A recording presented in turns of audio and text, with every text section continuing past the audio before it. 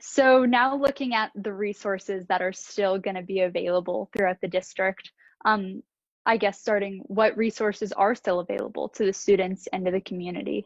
Number one, we started providing meals to our families at Lansing Intermediate School at 509 Olive. There's information on our website about the traffic and the way to enter that. It runs from 11:30 to 12:30 Monday through Friday. We served 168 meals the first day and about 288 the second day, and we're preparing for about 400 to 450 tomorrow.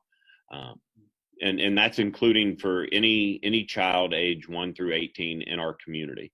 The child is supposed to be there. So if you as a high school student want to drive through and get a lunch from 11:30 to 12:30, you're more than welcome to go and do that.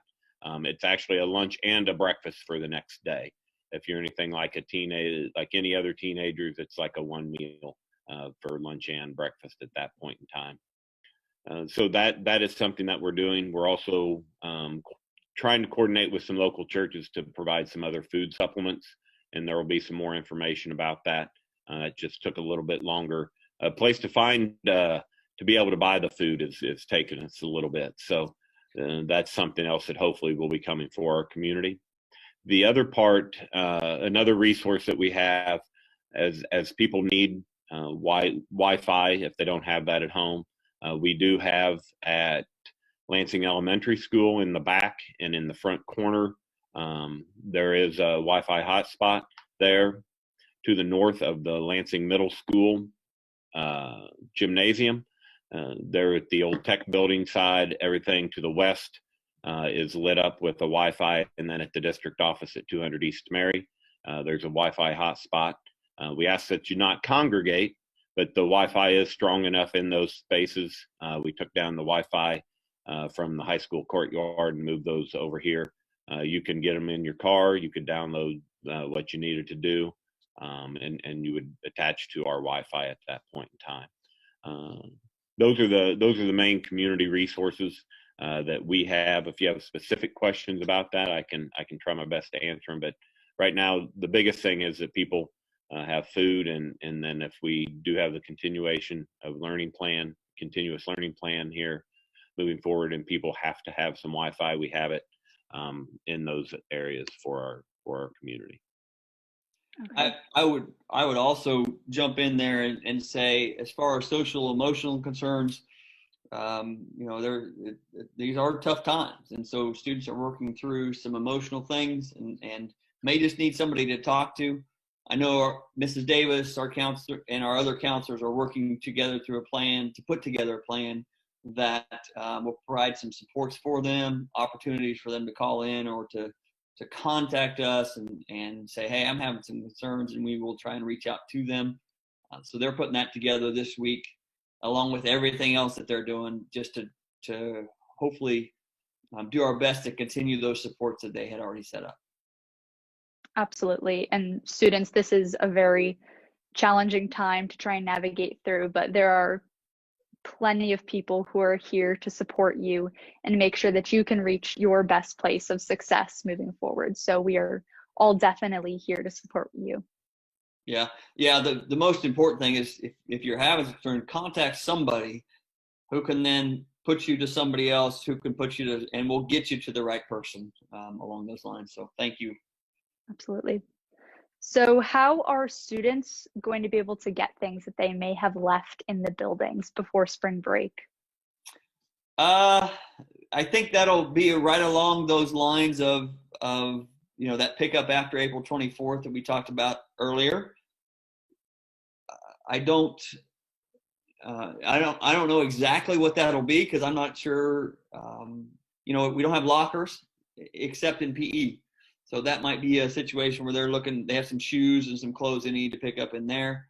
And medicine we've already picked up or had the opportunity to pick up. Band instruments we had the opportunity to pick up. So there might be some things for sports on occasion, or some shoes and clothes possibly in PE lockers. We'll work through that after the 24th. If it's an emergency, I mean, a real emergency, have them contact me via email, rob.mckim@usd469.net, and we will try and work through the process of obtaining that. But we want to try and steer away from that if at all possible. Okay. Touching base back on the Wi-Fi, if a student doesn't have a good enough internet connection to use Zoom or a video chat, what are their options? At home is what I'm assuming. So we have some of that, and one, we want to know when that's the case. So Mr. Wessel, our superintendent, sent something out to families for them to fill out. And then the other thing is we'll probably be contacting those students in some way, shape, or form, or those families that we're not getting feedback from. I mentioned earlier, if they're not turning in assignments or they're not meeting our due dates, then we'll contact them. And if it is a concern that their internet isn't working at all, or it's not fast enough to do what we're asking them to do, we're going to try and work around and get them some workarounds. Our teachers know that there will be students in these manners, and we've had discussions about that, and they have some ideas on maybe how they can still accomplish it. It's going to be different depending on the class, to be honest with you. And there may be a time when you have to go for a walk to, if you're living in town, maybe hanging out outside the building, again, 6 feet apart, and make sure you're practicing social distancing. But I think we can get a workaround. I would certainly understand if families say, I don't want to go to wherever that may be to get internet. We need to work without it because we don't have it, and we'll make those decisions and those adjustments on a case-by-case basis. Okay. So what should students do if many students at the district have school-issued iPads? So what should they do if their iPads are broken, so that way they can do their online school? And we had several of them that were turned in right before spring break. And I don't know. There were screens, so they might have gotten loaners. I don't know exactly. I need to check with Dr. Stevenson to know what we did with those. Mr. Wessel, you're pretty good at technology. Do you have some ideas on what we might be doing along those lines? I was afraid you're going to ask that question because I don't have a firm answer on that. But I did talk to our 2 tech guys here at the school, and if it is the case that they need another iPad, we can work on those on a case-by-case basis. I'll post something on the website about who they can email and contact in order to do a swap out on that. The biggest part on the broken iPad piece is that we'll continue to follow that policy about, we charge for a screen and then 2 screens and all of those different things. That part won't go away. But I'll post something on the website sooner rather than later now in our frequently asked questions. We have a list of those started on our website, and I'll add that to it about what to do, because that will be the case not only at the high school, but it'll be the case at the middle school, and it'll be the case possibly all the way down to 2nd and 3rd, 4th grade. So I'll post that about who they can contact. It'll probably be an email address, so we can work asynchronous on that. So our policy isn't changing at all. If you broke one before, you would still get one. And there would be a charge for depending on what level you were broken. But our process is a little different just because it's not as easy as getting one and handing it to whoever broke it. So the most important thing I would say in that process is students and families need to communicate to us that they don't have one and they need one. And we can work with them at that point. If we don't know that, we certainly don't have any way to work with them. Okay. So now a question geared a little more towards our seniors. When are they going to be able to receive their Jostens orders? So their cap and gowns and their announcements and tassels. So I talked to Jostens today, Casey Cordy, and they can get stuff figured out. Caps and gowns, tassels, all that kind of stuff. They know everything. And rightfully so. They could mail them to you. and certainly we can send out information. If you're really desperate to have those right away, they can mail them to you. There's a cost with that, and Jostens and Casey, they didn't want to necessarily pass that on to you, but it is also a pretty big cost to their business if they're trying to stay afloat too. But if they're having to mail that to everybody that they've sold to, that's about 230 people in our building, which is a lot. At $10 or so a person, that adds up pretty quickly. So what we thought we would do, and I'll talk to Casey again, is again that April 24th date. We're not going to be graduating by that time. Whether we hold the graduation date that we normally had or not, we're still not going to walk. So we're going to wait around, I think, for that date a little bit. If it's a dire emergency, Kate Burchard needs to have that graduation gown in her room so she can hang it. We'll provide the contact information, and he will try and send that to you. There will be a cost with that. But we would prefer to probably try and figure out something after that April 24th date. Okay. And then just to follow up with that, a similar situation with sophomores and their class rings. Yep. Same response as I just gave. We would like to hold that April 24th, but if it's something that you're wanting to put on that hand right away, or whatever you're going to do with a ring, we can give you that contact information. You can contact them directly, and I know he has already sent some out. There is just a cost that goes along with that to do it. Okay. So I know the high school yearbook staff has been working incredibly hard throughout the entire year. Are we going to be able to receive our yearbooks so that way we can see all of the memories that we have made throughout this year? Mr. Buchanan and I actually talked about this before spring break, probably in February, to be honest with you.